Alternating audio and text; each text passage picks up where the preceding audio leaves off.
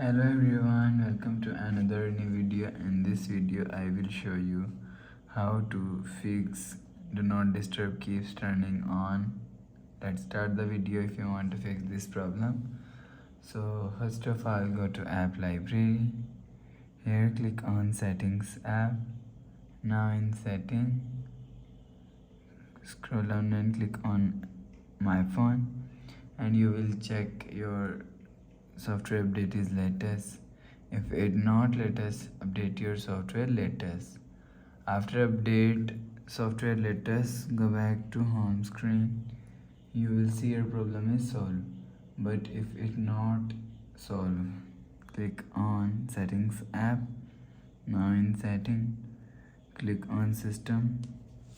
After click on system, click on reset phone and click on reset all settings.